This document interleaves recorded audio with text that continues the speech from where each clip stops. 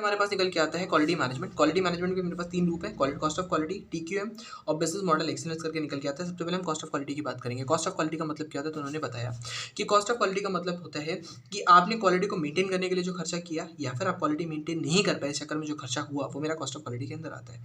अच्छा, आपने क्वालिटी को मेंटेन करने के लिए जो खर्चा किया उसको हम बोलते हैं कॉस्ट ऑफ कंट्रोल और कॉस्ट ऑफ कन्फर्मेंस, ठीक है। और क्वालिटी को हमने मेंटेन करने की कोशिश नहीं करी या मेंटेन नहीं कर पाए, उसका जो खर्चा वो होता है cost of failure of control या कॉस्ट ऑफ नॉन कन्फर्मेंस, ठीक है, ठीक है। अच्छा, कॉस्ट ऑफ क्वालिटी की रिगार्डिंग क्या व्यूज़ होते हैं कि भैया ज़्यादा खर्चा करना पड़ेगा अगर ज़्यादा आपको क्वालिटी चाहिए तो, और आपका जो सेविंग होनी चाहिए कॉस्ट इंप्रूव करने के चक्कर में वो ज़्यादा ही होनी चाहिए। और आपका जो कॉस्ट इनकर होता है क्वालिटी कॉस्ट का मतलब वो भी होता है कि अगर पहली बार में प्रोडक्ट सही बन जाता तो जो कॉस्ट इनकर होती है उसको हम क्वालिटी कॉस्ट बोलते हैं एक तरीके से, ये इसका मतलब निकल के आता है। अच्छा, ठीक है।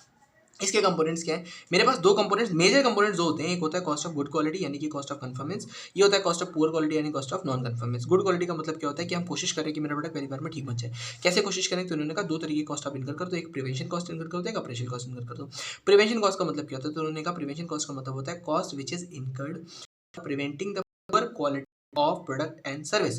मतलब हम चाहते हैं कि मेरा पुअर क्वालिटी ऑफ प्रोडक्ट या सर्विस नहीं बने, तो मेरा कॉस्ट ऑफ, तो मेरा जो कॉस्ट होगा वो प्रिवेंशन कॉस्ट होगा। सही डेफिनेशन है, गलत है? ये जो डेफिनेशन यहाँ पर लिखी हुई ना, ये कॉस्ट ऑफ गुड क्वालिटी या कॉस्ट ऑफ कन्फर्मेंस की डेफिनेशन है। आपकी जो प्रिवेंशन कॉस्ट की कायदे की डेफिनेशन है वो ये है कि they are actually planned and incurred before the actual operation. यानी कि अगर आपको कभी भी कॉस्ट ऑफ कन्फर्मेंस के अंदर प्रिवेंशन कॉस्ट को आइडेंटिफाई करना है, प्रिवेंशन कॉस्ट को आइडेंटिफाई करना है, तो एक चीज़ पर ध्यान देना कि कोई भी कॉस्ट अगर आपकी इनकर की जाती है before the actual operations are planned, ठीक है, before the actual operations are planned and incurred, तो उसको हम प्रिवेंशन कॉस्ट कहते हैं। किस किस से एसोसिएटेड होते हैं ये? डिजाइन से एसोसिएटेड होते हैं, इंप्लीमेंटेशन से एसोसिएटेड होते हैं और मेंटेनेंस से एसोसिएटेड होते हैं क्वालिटी मैनेजमेंट सिस्टम की।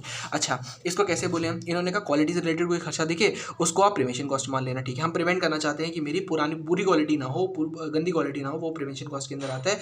This is the cost which is actually incurred before the actual we can say operations, और हाँ, बिफोर द एक्चुअल ऑपरेशन जो कॉस्ट होती है वो मेरी प्रिवेंशन कॉस्ट होती है, ठीक है। तो इन्होंने कहा क्वालिटी की कोई खर्चा है तो उसको मान लो। सप्लायर से रिलेटेड, सप्लायर मतलब आपके पास अभी तक मटेरियल आया नहीं, आपने शुरू नहीं किया, उससे पहले क्या करते हो आप? सप्लायर का इवैल्यूएशन करके आते हो, एग्जामिनेशन करके आते हो, उसको देख के आते हो, सप्लायर के बारे में सब कुछ पता करके आते हो, वो भी आपका इसी में काउंट होता है। क्वालिटी का ऑडिट करते हो, क्वालिटी का सर्कल करते हो, क्वालिटी इंजीनियरिंग करते हो, क्वालिटी ट्रेनिंग प्रोग्राम करते हो, क्वालिटी प्लानिंग करते हो, क्वालिटी रिपोर्टिंग करते हो, कुछ भी क्वालिटी से रिलेटेड होता है वो आपका इसके अंदर फॉलो करता है। फील्ड का ट्रायल करके आते हो, डिजाइन का रिव्यू करते हो, प्रोसेस की इंजीनियरिंग करते हो, प्रिवेंटिव इक्विपमेंट मेंटेनेंस। अच्छा, प्रिवेंटिव इक्विपमेंट मेंटेनेंस का मतलब क्या होता है कि भैया इक्विपमेंट को मेंटेनेंस की जरूरत नहीं थी, उससे पहले ही हमने मेंटेनेंस कर दिया, उसको हम प्रिवेंटिव इक्विपमेंट मेंटेनेंस बोलते हैं। इसके बाद ये जो है ना, ये इसे कंफ्यूज मत हो जाना, यहाँ पर बोला हुआ है टेस्टिंग ऑफ न्यू मटेरियल, नए मटेरियल की टेस्टिंग करना। नया मटेरियल आया है, ताज़ा ताज़ा माल आया है, उसकी हम टेस्टिंग कर रहे हैं, वो भी यहीं पर फॉलो होता है। और एम्प्लॉय की ट्रेनिंग अगर आप कर रहे हो, एम्प्लॉय को ट्रेन कर रहे हो इन सब चीज़ों के लिए, वो आपका प्रिवेंशन कॉस्ट के अंदर आता है। तो प्रिवेंशन कॉस्ट का मतलब क्या होता है? प्रिवेंशन कॉस्ट का सिंपल सा मतलब होता है कि any cost which is actually incurred in order to prevent the cost of good bad quality, या फिर in order to prevent the poor quality of the product और services, it is termed as prevention cost. These are the cost which are incurred before actual operation, before actual operation खत्म। they will be related to quality, they will be related to implementation, they will be related to maintenance of quality management system। Quality से related आएंगे, सारा का सारा यहाँ आएगा। Supplier से related आएगा, यहाँ आ जाएगा। एम्प्लॉय ट्रेनिंग यहाँ पर आ जाएगा। प्रिवेंटिव इक्विपमेंट मेंटेनेंस यहाँ पर निकल के आ जाएगा। ये है, इनको एक बार ध्यान से लिख लो, रख लो, हो जाएगा। अप्रेजल कॉस्ट का मतलब क्या होता है? अप्रेजल कॉस्ट का मतलब होता है, ये भी कॉस्ट वही होती है कि हमें हायर क्वालिटी मेंटेन करनी है, लेकिन हम यहाँ पर क्या कर रहे हैं, हमने कहा यहाँ पर हम मेजर कर रहे हैं, इवेल्युएट कर रहे हैं और ऑडिट कर रहे हैं। किसका मेजरमेंट कर रहे हैं, किसका इवेल्यूएशन कर रहे हैं? तो हमने कहा these are the costs which are associated with measuring and monitoring activities related to quality। जैसे हमने इंस्पेक्शन किया, हमने किसका इंस्पेक्शन किया? पैकेजिंग इंस्पेक्शन किया। पैकेजिंग इंस्पेक्शन कब होगा? जब मेरा माल बन के तैयार हो गया, तब हमने इंस्पेक्शन करवाया। माल बन के तैयार हो गया तो मेरा प्रोडक्ट एक्सेप्ट होगा कि नहीं होगा? प्रोडक्ट के एक्सेप्टेंस के ऊपर, प्रोसेस के एक्सेप्टेंस के ऊपर हमने जो करवाया वो यहाँ निकल के आता है। इंस्पेक्शन एंड टेस्टिंग मटेरियल यहाँ आया। सर यहाँ पर भी तो बोला था, यहाँ पर हमने नए मटेरियल की बात करी थी, यहाँ पर हम मटेरियल्स की बात करते हैं। क्वेश्चन में अगर सिंपल रॉ मटेरियल वर्ड हो रहा है, मटेरियल यूजर है, तो अप्रेजल के अंदर ले आना। तो मेजरमेंट की बात करते हो, एक्सेप्टेंस की बात करते हो, इंस्पेक्शन ऑफ रॉ मटेरियल की बात करते हो, क्वालिटी कंट्रोल की कंसल्टेंसी की बात करते हो, हम कंसल्ट कर रहे हैं या फिर हम देख रहे हैं उसको, या इक्विपमेंट की हम टेस्टिंग कर रहे हैं, प्रोडक्शन के दौरान टेस्टिंग कर रहे हो तो यहाँ आती है। प्रिवेंटिव मेंटेनेंस करते हो तो ऊपर निकल के आता है। ये मेरा ऑपरेशनल कॉस्ट के अंदर निकल के आता है, तो इसको समझ लो। इसके बाद क्या आता है? इंटरनल फेलियर कॉस्ट और एक्सटर्नल फेलियर कॉस्ट का मतलब क्या होता है? इंटरनल फेलियर कॉस्ट का मतलब होता है कि भैया ये कॉस्ट ऑफ पुअर क्वालिटी, हम क्वालिटी को मेंटेन नहीं कर पाए, लेकिन internal failure cost is though it is a cost of poor quality और cost of non conformance, but this is the cost which is incurred before the defect before the defect is discovered by the customer. तो इन्होंने कहा before the customer receives the product और service, अगर आप कोई भी defect find कर लेते हो तो उसको हम क्या बोलते हैं, उसको अगर आप सही करने की कोशिश करते हो, these are the cost which are incurred to remedy the defects which are discovered before the product और service is delivered to the customer. यानी कि कस्टमर के पास माल नहीं पहुंच पाया, उससे पहले हमें पता चला इसके अंदर ये डिफेक्ट है, उसको सुधारने की जो भी कोशिश करोगे, जो भी खर्चा करोगे, वो आपका किसके अंदर आएगा, इंटरनल फेलियर कॉस्ट के अंदर निकल के आ जाएगा।